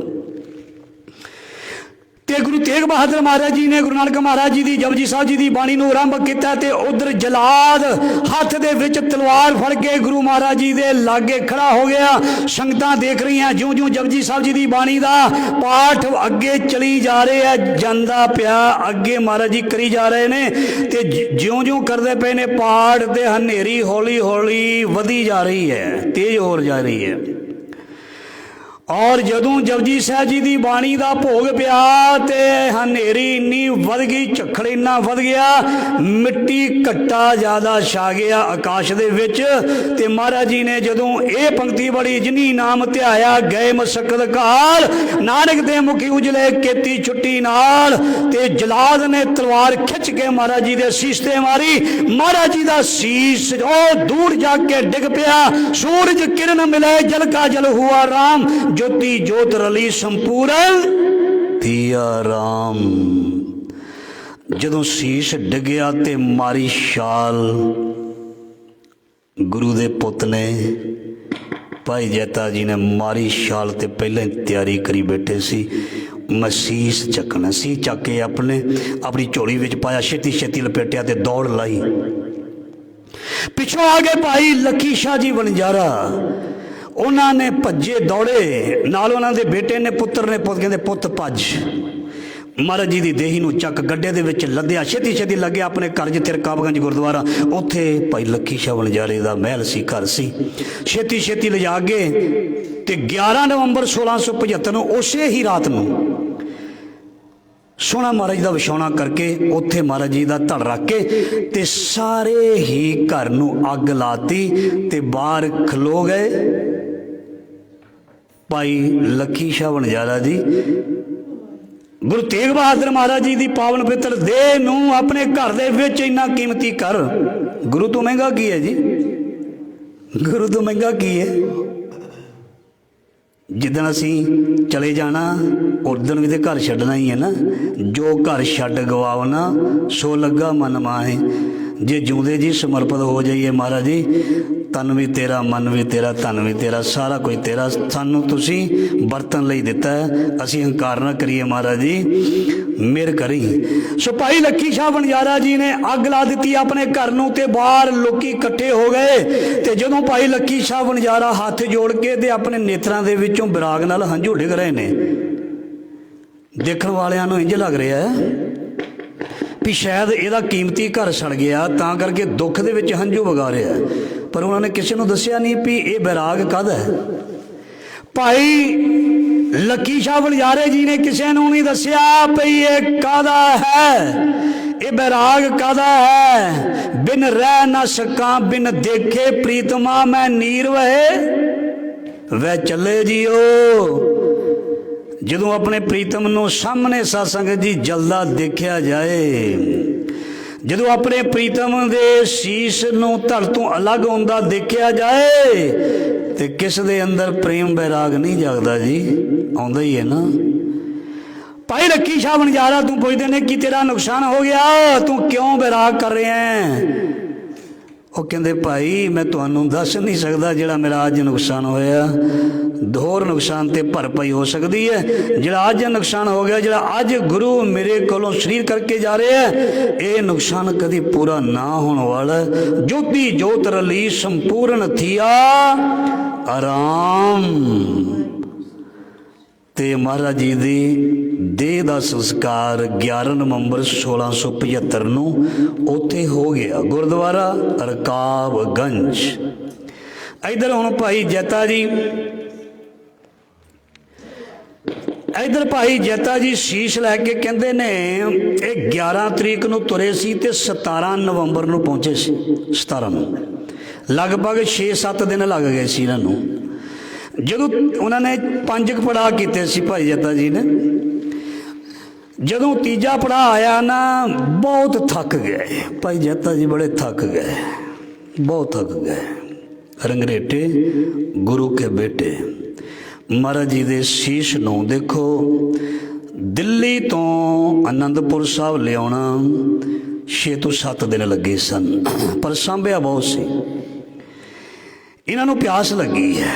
ਹਰਿਆਣੇ ਦੇ ਵਿੱਚ ਤਰਾਵੜੀ ਦੇ ਲਾਗੇ ਕਹਿੰਦੇ ਇੱਕ ਤਲਾਬ ਦੇਖਿਆ ਇਹਨਾਂ ਨੇ ਤੇ ਦਿਲ ਕੀਤਾ ਇਹਨਾਂ ਦਾ ਵੀ ਮੈਂ ਥੋੜ੍ਹਾ ਜਲ ਛਕ ਲਵਾਂ। ਬੜੀਆਂ ਅੱਖਾਂ ਉਹ ਨੀਂਦਰੇ ਸਨ, ਅੱਖਾਂ ਲਾਲ ਸੀ। ਇਹ ਤਲਾਬ ਦੇ ਲਾਗੇ ਗਏ ਨੇ ਭਾਈ ਜੈਤਾ ਜੀ, ਔਰ ਤਲਾਬ ਦੇ ਲਾਗੇ ਜਾ ਕੇ ਪਹਿਲਾਂ ਮਹਾਰਾਜ ਜੀ ਦੇ ਸੀਸ ਨੂੰ ਬੜਾ ਚੰਗੀ ਤਰ੍ਹਾਂ ਆਪਣੀ ਗੋਦ ਵਿੱਚ ਰੱਖਿਆ, ਚੌਂਕੜਾ ਮਾਰ ਕੇ ਬਹਿ ਕੇ ਆਪਣੇ 2 ਘੁੱਟ ਮੂੰਹ ਦੇ ਵਿੱਚ ਪਾਏ ਪਾਣੀ ਦੇ, ਅੱਖਾਂ ਤੇ ਜਲ ਛਿੜਕਿਆ। ਦੂਰ ਇੱਕ ਧੋਬੀ ਕੱਪੜੇ ਧੋ ਕੇ ਸੁੱਕਣੇ ਪਾ ਰਿਹਾ ਸੀ। ਇਹ ਉਹ ਧੋਬੀ ਸੀ ਜਦੋਂ ਗੁਰੂ ਮਹਾਰਾਜ ਜੀ ਚੱਲੇ ਸੀ ਨਾ ਦਿੱਲੀ ਨੂੰ, ਤੇ ਇਹਦੇ ਮਨ ਵਿੱਚ ਆਇਆ ਸੀ ਮੇਰੇ ਮਨਾ ਕਿਤੇ ਗੁਰੂ ਤੇਗ ਬਹਾਦਰ ਮੈਨੂੰ ਦਰਸ਼ਨ ਦੇ ਦੇਣ। ਉਹ ਮਾਈ ਜਿਹੜੀ ਸੀ ਭਾਗੋ ਉਹਨੂੰ ਤੇ ਦੇ ਦਿੱਤੇ ਆਗਰੇ ਜਾ ਕੇ, ਉਹਦੀ ਭਾਵਨਾ ਸੀ ਉਹਦਾ ਪੁਸ਼ਾਕਾ ਪਾ ਲਿਆ। ਇਹ ਧੋਬੀ ਦੀ ਵੀ ਅਰਦਾਸ ਸੀ ਵੀ ਕਿਧਰੇ ਮੇਰੇ ਗੁਰੂ ਪਾਤਸ਼ਾਹ, ਬੜੀ ਅੰਦਰ ਬੇਦਨਾ ਸੀ ਗੁਰੂ ਤੇਗ ਬਹਾਦਰ ਮੇਰੇ ਘਰੇ ਆਉਣ। ਜਾਂਦੇ ਹੋਏ ਤੇ ਆਏ ਨਹੀਂ, ਜਾਂਦੇ ਹੋਏ ਤੇ ਗੁਰੂ ਤੇਗ ਬਹਾਦਰ ਮਹਾਰਾਜ ਜੀ ਆਏ ਨਹੀਂ, ਪਰ ਆਉਂਦੇ ਹੋਏ ਧੋਬੀ ਦੇਖਦਾ ਵੀ ਕੋਈ ਸਿੱਖ ਲੱਗਦਾ ਹੈ। ਕਹਿੰਦੇ ਭਾਈ ਸਿੱਖਾ ਕੋਲ ਜਾ ਕੇ ਆਵਾਜ਼ ਮਾਰਦੇ ਨੇ, ਧੋਬੀ ਆਵਾਜ਼ ਮਾਰਦਾ ਭਾਈ ਸਿੱਖਾ ਕੌਣ ਹੈ ਤੂੰ? ਉਹਨੇ ਅੱਖੀਆਂ ਤਾਂ ਨੂੰ ਕੀਤੀਆਂ, ਕਹਿੰਦਾ ਵੀ ਤੇਰੀਆਂ ਅੱਖੀਆਂ ਬੜੀਆਂ ਲਾਲ ਨੇ, ਕੀ ਗੱਲ ਸੁੱਤਾ ਨਹੀਂ, ਕਿੱਥੋਂ ਆਇਆ? ਕਹਿੰਦਾ ਮੈਂ ਆਨੰਦਪੁਰ ਸਾਹਿਬ ਤੋਂ ਆਇਆ। ਜਦ ਆਨੰਦਪੁਰ ਸਾਹਿਬ ਦਾ ਨਾਮ ਲਿਆ ਤੇ ਧੋਬੀ ਬਹੁਤ ਜ਼ਿਆਦਾ ਖੁਸ਼ ਹੋਇਆ। ਕਹਿੰਦਾ ਵੀ ਉਹ ਆਨੰਦਪੁਰ ਸਾਹਿਬ ਜਿਹੜਾ ਗੁਰੂ ਤੇਗ ਬਹਾਦਰ ਮਹਾਰਾਜ ਜੀ ਵਾਲਾ? ਕਹਿੰਦਾ ਹਾਂ, ਮੇਰੇ ਧੰਨ ਭਾਗ, ਮੈਨੂੰ ਗੁਰੂ ਦੇ ਸਿੱਖ ਦੇ ਦਰਸ਼ਨ ਹੋਏ ਨੇ। ਵੀ ਭਾਈ ਸਿੱਖਾ ਤੂੰ ਇੱਧਰ ਆ, ਇੱਕ ਪਾਸੇ ਆ, ਮੈਨੂੰ ਗੁਰੂ ਤੇਗ ਬਹਾਦਰ ਮਹਾਰਾਜ ਜੀ ਦੇ ਬਾਰੇ ਦੱਸ। ਕਿਉਂਕਿ ਜਿੱਦਣ ਦੇ ਉਹ ਗਏ ਨੇ ਨਾ ਦਿੱਲੀ ਨੂੰ, ਮੈਨੂੰ ਕੋਈ ਅਜੇ ਤੱਕ ਖਬਰ ਨਹੀਂ ਮਿਲੀ। ਮੇਰੀਆਂ ਅੱਖੀਆਂ ਤਰਸਦੀਆਂ ਨੇ ਉਹਨਾਂ ਦੇ ਦਰਸ਼ਨਾਂ ਨੂੰ। ਮੈਂ ਅੰਦਰ ਅਰਦਾਸਾਂ ਰੋਜ਼ ਕਰਦਾ, ਮਨ ਬੈਰਾਗ ਪਿਆ ਦਰਸ਼ਨ ਦੇਖਣੇ ਕਾ ਚਾਓ। ਮੇਰਾ ਦਿਲ ਕਰਦਾ ਸੀ ਗੁਰੂ ਤੇਗ ਬਹਾਦਰ ਜੀ ਮੇਰੇ ਘਰੇ ਆ ਜਾਂਦੇ, ਮੈਂ ਉਡੀਕਾਂ ਕਰਦਾ ਪਿਆ ਉਹਨਾਂ ਦੀਆਂ, ਮੈਨੂੰ ਦੱਸੋ ਕਿੱਦਣ ਆਉਣਗੇ। ਸਿੱਖ ਕੁਝ ਬੋਲ ਨਹੀਂ ਰਿਹਾ। ਕਹਿੰਦੇ ਇੱਦਾਂ ਕਰੋ, ਤੁਸੀਂ ਆਹ ਮੇਰਾ ਲਾਗੀ ਘਰ ਹੈ ਅਤੇ ਤੁਸੀਂ ਮੇਰੇ ਨਾਲ ਘਰ ਚੱਲੋ, ਮੈਂ ਤੁਹਾਡੀ ਸੇਵਾ ਕਰਦੇ ਹਾਂ, ਤੁਸੀਂ ਮੈਨੂੰ ਥੱਕੇ ਲੱਗਦੇ ਹੋ। ਦੱਸਿਆ ਨਹੀਂ ਵੀ ਸੀਸ ਮੇਰੇ ਕੋਲ ਹੈ। ਰੰਗਰੇਟੇ ਗੁਰੂ ਕੇ ਬੇਟੇ ਭਾਈ ਜੈਤਾ ਜੀ ਉਸ ਧੋਬੀ ਦੇ ਘਰ ਚਲੇ ਗਏ। ਆਵਾਜ਼ ਦਿੱਤੀ ਧੋਬਨ ਨੂੰ, ਕਹਿੰਦਾ ਭਗਵਾਨੇ ਉਹ ਸਾਡੇ ਭਾਗ ਜਾ ਗਏ ਨੇ, ਅੱਜ ਸਿੱਖ ਆਇਆ ਸਾਡੇ ਘਰ। ਜਦੋਂ ਕੋਈ ਸਿੱਖ ਤੁਹਾਡੇ ਘਰ ਆਉਂਦਾ ਕੁੰਡਾ ਖੋਲ੍ਹ ਦਿਆ ਕਰੋ, ਨਹੀਂ ਕੋਈ ਗੱਲਬਾਤ ਨਾ, ਕੁੰਡਾ ਜ਼ਰੂਰ ਖੋਲ੍ਹ ਦਿਆ ਕਰੋ। ਗੱਲਬਾਤ ਕਰਕੇ ਉਹ ਚਲਾ ਜਾਏ, ਪਾਣੀ ਪਿਲਾ ਦਿਓ। ਪਾਣੀ ਤੇ ਕੁੱਤੇ ਵੀ ਪੀ ਲੈਂਦੇ ਨੇ, ਗੁਸਤਾਖੀ ਮਾਫ, ਮੇਰੀ ਗੱਲ ਦਾ ਗੁੱਸਾ ਨਾ ਕਰਨਾ। नहाउंदे मैं कुत्ते देखे ने, अपने बैड ते मैं सुते लोगों ने सुआए कुत्ते देखे ने। ध्यान देना, गल मैं टू दी पॉइंट करांगा। उन्होंने साबणा दे नाल नहाउंदियां नूं कुत्तियां नूं देखिया। मेरे घर कोई रिश्तेदार आए, कहते चलना, कहते मैं क्यों, कहते दोनों कुत्तियां दा दुध मुक गया होना, कुत्तियां दी फिक्र है। कुत्तियां नूं बाहर लैके जाया जाता है, लै जाओ कोई गल नहीं, चंगी गल है, पालतू जानवर है, कुत्तियां दी देखभाल की जाती है, कुत्तियां नूं नवाजिया जाता। सिख नूं देख के कुछ नहीं होंदा। लानत है ऐसे सिख दे जिहड़ा सिख नूं देख के ईर्खा करदा है, जिहड़ा सिख नूं देख के दरवाजा नहीं खोलदा, जिहड़ा सिख नूं देख के ओदी भंडी प्रचार करदा है, ओदी बेअदबी करदा है, ओदी बदखोई करदा है, वो सिख है, वो तो दुश्मन है गुरु नानक दे घर दा। सिख का सत्कार करो। जिहड़ा सिख, वैसे ना जिहड़ा खुद सिख हुंदा है वही सत्कार कर सकता है। जिहड़ा बनावटी है इहनूं ते पता ही नहीं भी सिक्खी हुंदी की। सिक्खी सिक्खिया गुर विचार नदरी करम लंघाए पार। वो सिख नूं ते एक पानी का गिलास पिला दईए ना ते कहंदे जग कर लियो, समेत उहदे नाल उपर है उहदा फल, पर कोई पता होवे तां ही है। खैर ये मेरा विशा नहीं, गल जुड़ गई क्योंकि सिख दे घर गया भाई जैता। ओ भागवान ने तैयारी कर छेती रोटी पानी दी, सोना बिछौना कर। अज आनंदपुर साहब तो मेरे गुरु तेग बहादुर महाराज का सिख आया, साडे भाग जा गए ने, होर की चाहिदा।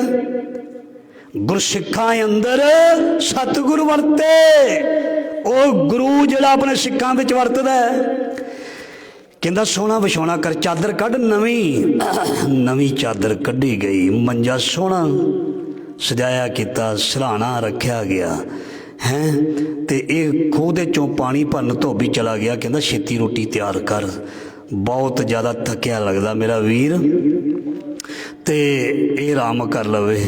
तो इन्हें की किया भाई जैता जी ने, एक गंढा खोलियां जिहदे विच सीस सी कपड़े च, 3-4 गंढा मारियां सी, छेती खोलियां। जिहड़ी नवीं चादर विछाई सी ना, जदों जवाई भाई आउंदे सी ना, पहलां कुड़मचारी आउंदे सी, ਉਹ ਕੱਢੀਆਂ ਹੁੰਦੀਆਂ ਸੀ ਚਾਦਰਾਂ, ਸਰਾਣੇ ਕੱਢੇ ਹੁੰਦੇ ਸੀ। ਹੁਣ ਨਹੀਂ ਕੁੜੀਆਂ ਕੱਢਦੀਆਂ, ਉਹ ਚਾਦਰ ਵੀ ਫੁੱਲ ਕੱਢੇ ਹੁੰਦੇ ਸੀ ਸਰਾਣਿਆਂ ਤੇ, ਉਹ ਵਿਛਾਈ ਜਾਂਦੀ ਸੀ ਸਪੈਸ਼ਲ ਜਦੋਂ ਜੇ ਕਿਸੇ ਦਾ ਭਰਾ ਆਉਣਾ, पेकियां चों कोई आना, वो भैन वो धी बड़े चाह दे नाल नवां विछौना करदी सी।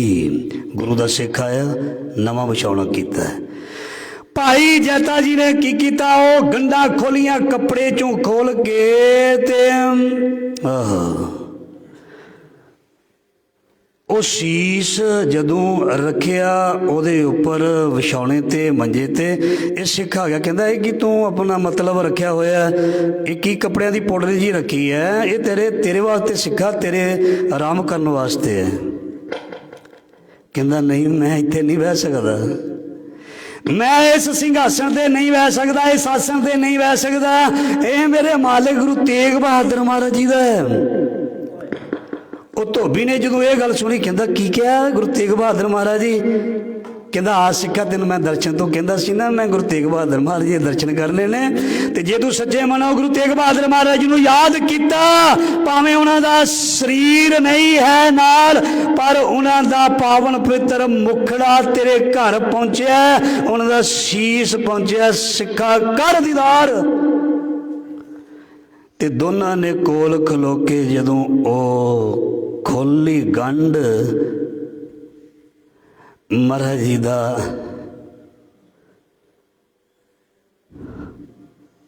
दाड़ा लहू दे नाल लिबड़े, खून दे छिट्टे महाराज जी दे दाड़े ते ने।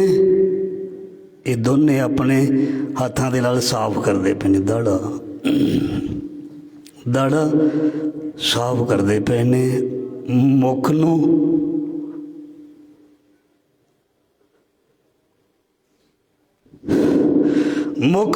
साफ करते पे, मुख नूं दाड़े नूं साफ करते ने, और देख देख दर्शन ਵਿਰਾਗ ਕਰਦੇ ਪਏ ਨੇ। ਧੋਬੀ ਵਿਰਾਗ ਕਰਦਾ ਸੱਚੇ ਪਾਤਸ਼ਾਹ ਇਸ ਰੂਪ ਦੇ ਵਿੱਚ ਆਉਣਾ ਸੀ, ਇਸ ਰੂਪ ਦੇ ਵਿੱਚ ਆਉਣਾ ਸੀ, ਇਸ ਰੂਪ ਦੇ ਵਿੱਚ, ਪਰ ਮੇਰੇ ਭਾਗ ਤੁਸੀਂ ਬਚਨ ਨਿਭਾ ਦਿੱਤਾ। ਤੁਸੀਂ ਸਿੱਖ ਦੀ ਲਾਜ ਰੱਖੀ, ਤੁਸੀਂ ਮੈਨੂੰ ਦਰਸ਼ਨ ਦਿੱਤੇ, ਦੀਦਾਰ ਦਿੱਤੇ। ਕਹਿੰਦੇ ਧੰਨ ਆਪਣੀ ਛਾਤੀ ਦੇ ਨਾਲ ਲਾਉਂਦੇ ਨੇ ਸੀਸ ਨੂੰ, ਛਾਤੀ ਦੇ ਨਾਲ ਲਾਉਂਦੇ ਨੇ ਸੀਸ ਨੂੰ। ਗੁਰੂ ਦਾ ਪਿਆਰਾ ਸਿੱਖ ਜੋ ਹੈ ਆਪ ਚੱਲ ਕੇ ਮਹਾਰਾਜ ਜੀ ਆਏ ਨੇ।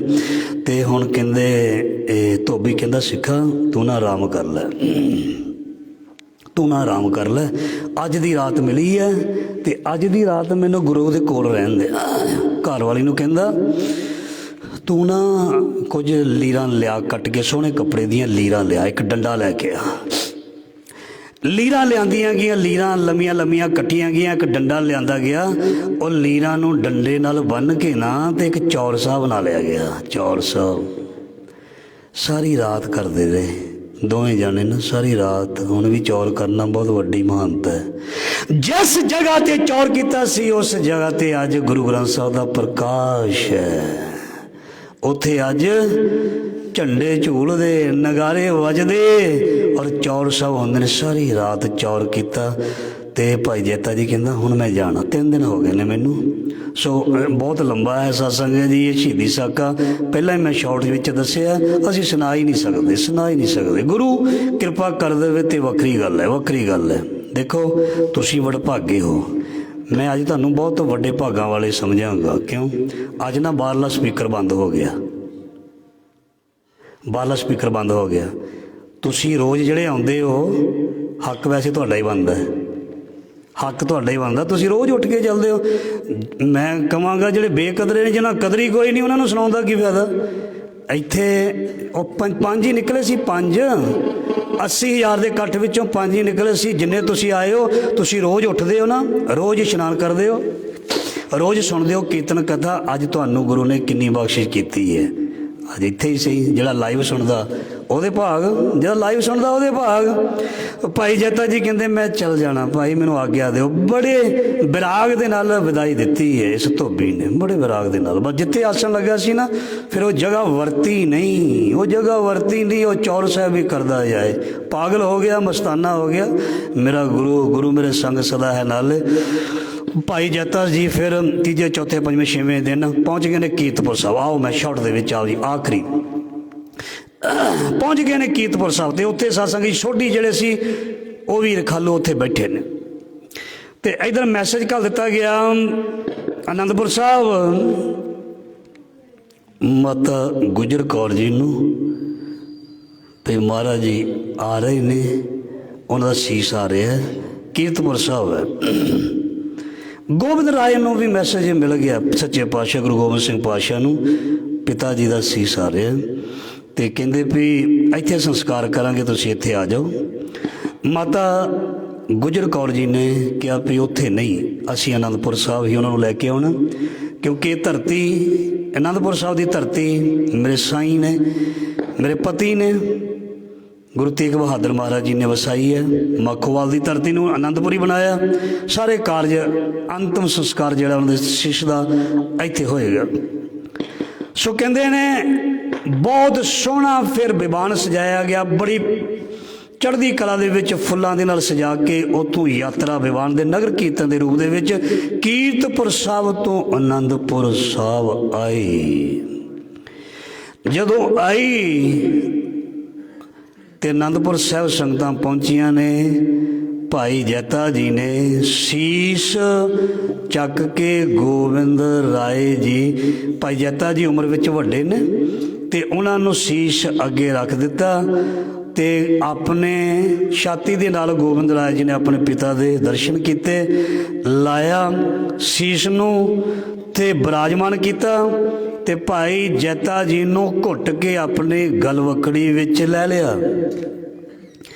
ਗੋਬਿੰਦ ਰਾਏ ਜੀ ਨੇ ਭਾਈ ਜੈਤਾ ਜੀ ਨੂੰ ਘੁੱਟ ਕੇ ਆਪਣੀ ਗਲਵਕੜੀ ਵਿੱਚ ਲੈ ਲਿਆ ਤੇ ਕਿਹਾ ਇਹ ਮੇਰਾ ਰੰਗਰੇਟਾ, ਇਹ ਗੁਰੂ का बेटा, ਇਹ ਰੰਗਰੇਟਾ ਗੁਰੂ का बेटा, ਇਹ ਮੇਰਾ ਪੁੱਤਰ ਹੈ, ਇਹ ਮੇਰਾ ਪੁੱਤਰ ਹੈ। ਇਹਨੂੰ ਮੈਂ ਉਹ ਚੀਜ਼ ਦੇਵਾਂਗਾ ਜਿਹੜੀ ਕੋਈ ਕਿਸੇ ਨੂੰ ਦਿੰਦਾ ਨਹੀਂ। ਮੈਂ ਆਪਣਾ ਪੁੱਤ ਹੀ ਬਣਾ ਲਿਆ, ਜਿਹਨੂੰ ਪੁੱਤ ਬਣਾ ਲਿਆ ਹੋਰ ਉਹਨੂੰ ਕੀ ਚਾਹੀਦਾ।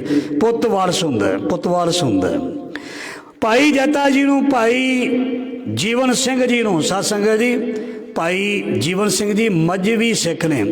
ਅਸੀਂ ਮਜ਼੍ਹਬੀ ਸ਼ਬਦ ਜਿਹੜਾ ਨਾ ਬੜਾ ਨੀਵੇਂ ਪੱਧਰ ਦਾ ਬਣਾਇਆ ਹੋਇਆ, ਉਹ ਮਜ਼੍ਹਬੀ ਅਸੀਂ ਸਾਰੇ ਮਜ਼੍ਹਬੀ ਹਾਂ, ਤੁਹਾਨੂੰ ਪਤਾ। ਅਰਥ ਦੱਸਾਂ, ਮਜ਼ਹਬੀ। ਤੇਰਾ ਕਿਹੜਾ ਮਜ਼ਹਬ ਜੀ? ਤੇਰਾ ਕਿਹੜਾ ਮਜ਼ਹਬ ਜੀ? ਤੇਰਾ ਕਿਹੜਾ ਮਜ਼ਹਬ ਜੀ? ਉਹ ਮਜ਼ਹਬ ਤੋਂ ਬਗੈਰ ਤੇ ਕੋਈ ਅਸੀਂ ਹੈ ਹੀ ਨਹੀਂ।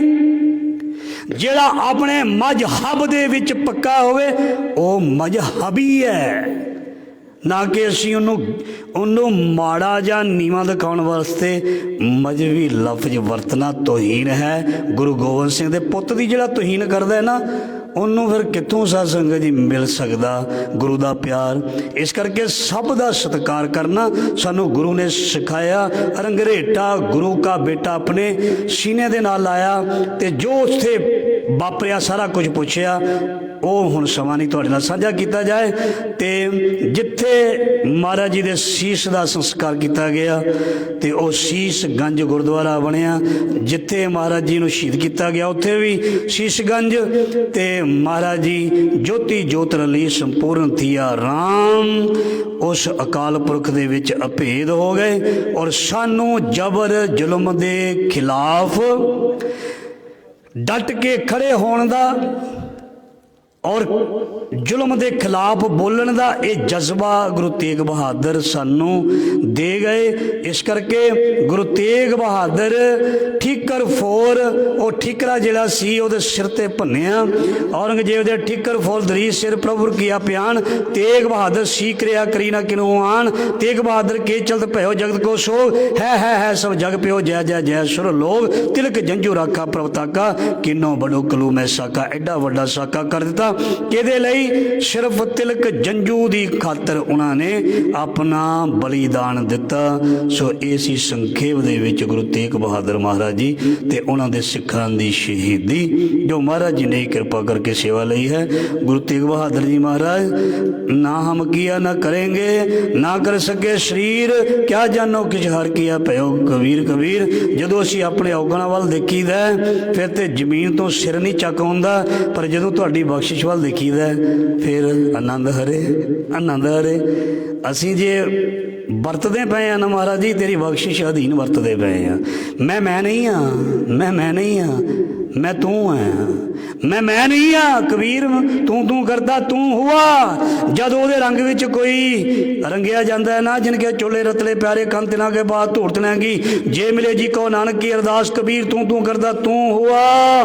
ਮੁਝ ਮੈਂ ਰਹਾ ਨਾ ਹੋ। ਤੁਸੀਂ ਇੱਥੇ ਇਹ ਨਹੀਂ ਸਮਝਣਾ ਮੈਂ ਫਲਾਨਾ ਸਿੰਘ ਬੈਠਾ, ਮੈਂ ਫਲਾਨੀ ਕੌਰ ਬੈਠੀ ਹਾਂ, ਮੈਂ ਫਲਾਨਾ ਸਿੰਘ ਸੁਣਾ ਰਿਹਾ, ਨਾ ਨਾ ਨਾ ਨਾ। ਇੱਥੇ ਗੁਰੂ ਦਾ ਰੂਪ ਹੀ ਸਾਰੇ ਬੈਠੇ ਨੇ। ਗੁਰੂ ਰੂਪ ਸਾਧ ਸੰਗਤ ਇੱਥੇ ਵਰਤਦਾ ਪਿਆ ਉਹ ਆਪ। ਇੱਥੇ ਮੈਂ ਨਹੀਂ ਹਾਂ, ਇੱਥੇ ਤੁਸੀਂ ਨਹੀਂ, ਉੱਥੇ ਕੋਈ ਹੋਰ ਹੀ ਹੈ। ਉਹਦੀ ਜੋਤ ਬੈਠੀ ਹੈ ਇਸ ਵੇਲੇ, ਸਾਰੇ ਪਾਸੇ ਜੋਤ ਪਸਰ ਰਹੀ ਹੈ। ਸੋ ਗੁਰੂ ਜੀ ਮਿਹਰ ਕਰਨ। ਗੁਰੂ ਤੇਗ ਬਹਾਦਰ ਮਹਾਰਾਜ ਜੀ ਤੁਹਾਡੇ ਗੁਣ ਗਾਉਂਦੇ ਰਹੀਏ, ਸੱਚ ਤੇ ਹੱਕ ਦੀ ਆਵਾਜ਼ ਨੂੰ ਬੁਲੰਦ ਕਰਦੇ ਰਹੀਏ। ਚਾਹੇ ਕੋਈ ਮੰਨੇ ਚਾਹੇ ਨਾ ਮੰਨੇ, ਚਾਹੇ ਕੋਈ ਪ੍ਰੇਮ ਕਰੇ ਚਾਹੇ ਕੋਈ ਦੁਸ਼ਮਣੀ ਕਰੇ, ਸੱਚ ਤੇ ਹੱਕ ਦੀ ਆਵਾਜ਼ ਨੂੰ ਬੁਲੰਦ ਕਰਦੇ ਰਹੀਏ। ਤੂੰ ਮੇਰਾ ਰਾਖਾ ਸਭਨੀ ਥਾਈ, ਤੂੰ ਹੀ ਸਾਨੂੰ ਰੱਖਣਾ ਹੈ, ਤੂੰ ਹੀ ਸਾਨੂੰ ਪਾਲਣਾ। ਇੰਨੀ ਸੇਵਾ ਪ੍ਰਵਾਨ ਭੁੱਲਾਂ ਚੁੱਕਾਂ ਦੀ ਖਿਮਾ। ਆਓ ਸੋ ਅੱਜ ਦੇ ਇਸ ਪਾਵਨ ਦਿਨ 'ਤੇ ਸਾਡੇ ਸਤਿਕਾਰਯੋਗ ਸੈਕਟਰੀ ਸਾਹਿਬ ਭਾਈ ਦਲੇਰ ਸਿੰਘ ਜੀ ਕੁੜੀ ਕੋਟੀਆ ਸਾਹਿਬ, ਜੋ ਗੁਰਦੁਆਰਾ ਸਿੰਘ ਸਭਾ ਦੇ ਵਿੱਚ ਬਹੁਤ ਹੀ ਤਨਦੇਹੀ ਦੇ ਨਾਲ, ਮਨ ਦੇ ਨਾਲ, ਬੜੇ ਹੀ ਰੀਝ ਦੇ ਨਾਲ, ਚਾਵਾਂ ਦੇ ਨਾਲ ਸੇਵਾ ਦੇ ਵਿੱਚ ਤਤਪਰ ਰਹਿੰਦੇ ਨੇ ਔਰ ਹਮੇਸ਼ਾ ਹੀ ਗੁਰੂ ਨੂੰ ਸਮਰਪਿਤ ਰਹਿੰਦੇ ਨੇ। ਬਹੁਤ ਵੱਡੀ ਸੇਵਾ ਉਹਨਾਂ ਦੀ ਜਿਹੜੇ ਅੱਗੇ ਹੋ ਕੇ ਕਰਦੇ ਨੇ। ਸੋ ਜਿਹੜਾ ਸੇਵਾ ਕਰਦਾ ਹੈ ਉਹ ਵੈਸੇ ਹੁੰਦਾ ਹੀ ਵੱਡਾ ਹੈ। ਇਸ ਕਰਕੇ ਉਹਦੀ ਜਿੰਨੀ ਵੀ ਸਿਫਤ ਕੀਤੀ ਜਾਏ ਮੈਂ ਕਮਾ ਉਨੀ ਹੀ ਥੋੜ੍ਹੀ। ਉਹਨੂੰ ਤੇ ਦੁਨੀਆ ਦਾ ਰਾਜ ਦੇ ਦਿੱਤਾ ਜਾਵੇ ਉਹ ਵੀ ਥੋੜ੍ਹਾ, ਜਿਹੜਾ ਗੁਰੂ ਦੀ ਸੇਵਾ ਨਿਸ਼ਕਾਮ ਹੋ ਕੇ ਕਰਦਾ। ਸੋ ਤੁਹਾਡੇ ਰੂਬਰੂ ਹੋਣਗੇ ਭਾਈ ਦਲੇਰ ਸਿੰਘ ਜੀ ਕੁੜੀ ਕੋਟੀਆ, ਗੁਰੂ ਘਰ ਦੇ ਸੇਵਾ ਗੁਰਦੁਆਰਾ ਸਿੰਘ ਸਭਾ ਨਗਰ ਵੱਡੀ ਮਿਆਣੀ। ਸੋ ਭੁੱਲਾਂ ਚੁੱਕਾਂ ਦੀ ਖਿਮਾ। ਵਾਹਿਗੁਰੂ ਜੀ ਕਾ ਖਾਲਸਾ, ਵਾਹਿਗੁਰੂ ਜੀ ਕੀ ਫਤਿਹ। ਜੋ ਲਾਈਵ ਦੇਖ ਰਹੇ ਨੇ ਇਸੇ ਤਰ੍ਹਾਂ ਬਣੇ ਰਹੋ, ਸੋ ਜਾਣਾ ਨਹੀਂ, ਇਹ ਮੇਰੀ ਬੇਨਤੀ ਹੈ। ਵਾਹਿਗੁਰੂ ਜੀ ਕਾ ਖਾਲਸਾ, ਵਾਹਿਗੁਰੂ ਜੀ ਕੀ ਫਤਿਹ।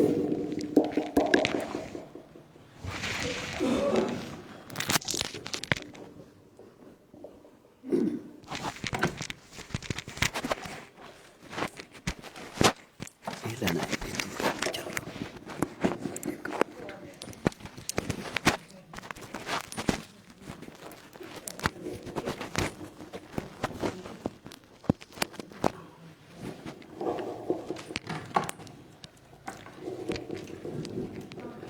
जुग अटल धन धन श्री गुरु ग्रंथ साहब जी की निघी गोद में जुड़ बैठी गुरु प्यारी साध संगत जीओ, वाहिगुरु जी का खालसा वाहिगुरु जी की फतेह। बहुत ही धन्यवाद है ग्रंथी साहब जी का, भाई गुरविंदर सिंह जी खालसा, जिन्हों ने धन धन श्री गुरु तेग बहादुर महाराज जी की शहादत के उपलक्ष के विच संगतां नूं बहुत ही वधिया ज्ञान दिता है कि किस तरह श्री गुरु तेग बहादुर साहब जी महाराज जी दे कोल कश्मीरी पंडितां दा आना, आनंदपुर साहब जी की धरती ते विचार वटांदरे होने, श्री गुरु तेग बहादुर साहब जी का यह दस्या जाना कि इस धर्म नूं बचाउण वास्ते किसी महान शख्सियत की शहादत की जरूरत है। कहते हैं कि घट तो घट जो 500 कश्मीरी पंडित किरपा दास की अगवाई दे विच श्री आनंदपुर साहब पहुँचे सन, तो उन्होंने इस मंग नूं रखते हुए श्री गुरु गोबिंद सिंह जी महाराज, उस टाइम जो गुरु गोबिंद राय साहब सन, उन्होंने पिता साहब जी नूं ये गल कही कि महाराज तुहाडे तो वड्डी होर कौन शहादत दे सकता है, तुहाडे तो वड्डा होर कौन योद्धा हो सकता है दुनिया ते। जदों ये गल सुनी तो कहा गया कश्मीरी पंडितां नूं कि तुसी जाओ, जो तुहाडा सूबेदार है इस सूबे का, उसनूं ये दस दिओ, फतेह खान सी उहदा नाम, जो जबरदस्ती 1.25 मन जनेऊ उतार के लंगर पानी छकदा सी।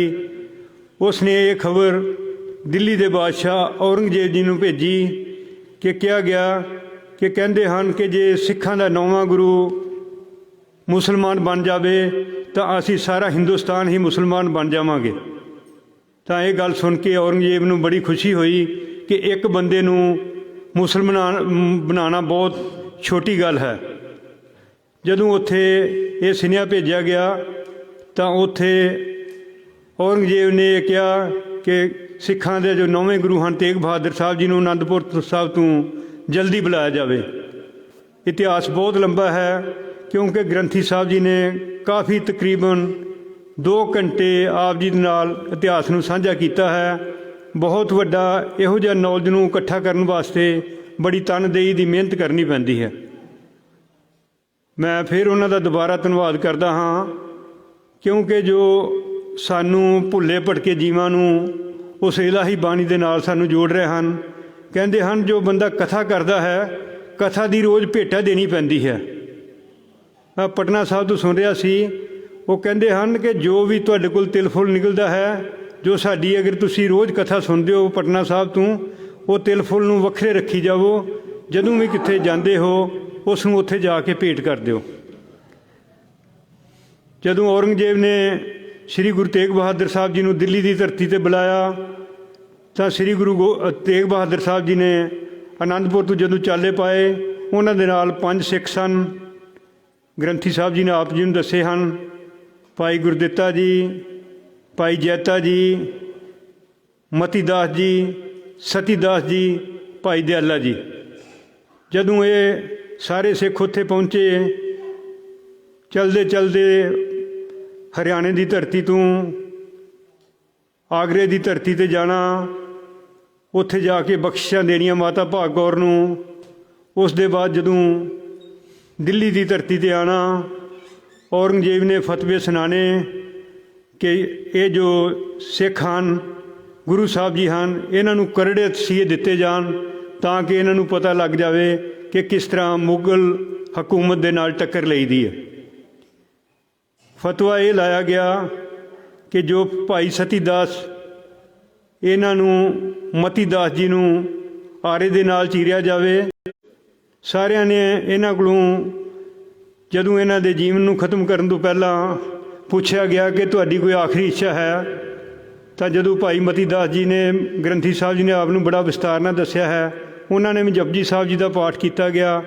ਉਹਨਾਂ ਦੇ ਸਰੀਰ ਦੇ 2 ਫਾੜ ਕਰ ਦਿੱਤੇ ਗਏ। ਮਤੀ ਦਾਸ ਜੀ ਨੂੰ ਵੀ ਸ੍ਰੀ ਜਪਜੀ ਸਾਹਿਬ ਜੀ ਦੇ ਪਾਠ ਕੀਤੇ। ਉਹਨਾਂ ਨੂੰ ਵੀ ਜਿੰਦੇ ਜੀ ਅੱਗ ਦੇ ਵਿੱਚ ਰੂਹ ਦੀਆਂ ਪੰਡਾਂ 'ਚ ਬੰਨ੍ਹ ਕੇ ਸਾੜ ਦਿੱਤਾ ਗਿਆ।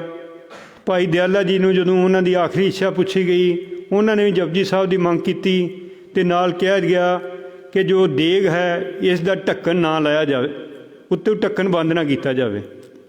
ਕਹਿੰਦੇ ਹਨ ਕਿ ਇਸੇ ਤਰ੍ਹਾਂ ਹੋਇਆ। ਭਾਈ ਦਿਆਲਾ ਜੀ ਦੀਆਂ ਅੱਖਾਂ ਦੇ ਵਿੱਚ ਜੋ ਪਾਣੀ ਹੁੰਦਾ ਹੈ ਉਹ ਸਾਰਾ ਕੁਛ ਸਾਕਾ ਦੇਖਦੇ ਰਹੇ। ਜਦੋਂ ਉਹਨਾਂ ਨੇ ਗੁਰੂ ਤੇਗ ਬਹਾਦਰ ਸਾਹਿਬ ਜੀ ਨੂੰ ਲਾਸਟ ਦੇ ਵਿੱਚ ਦੱਸਿਆ ਕਿ ਆਪ ਜੀ ਦੀ ਕੋਈ ਇੱਛਾ, ਉਹਨਾਂ ਨੇ ਵੀ ਜਪਜੀ ਸਾਹਿਬ ਜੀ ਦਾ ਪਾਠ ਕਰਨ ਵਾਸਤੇ ਕਿਹਾ ਅਤੇ ਨਾਲ ਹੀ ਕਹਿੰਦੇ ਹਨ ਕਿ ਬਹੁਤ ਵੱਡਾ ਤੂਫਾਨ ਆਇਆ।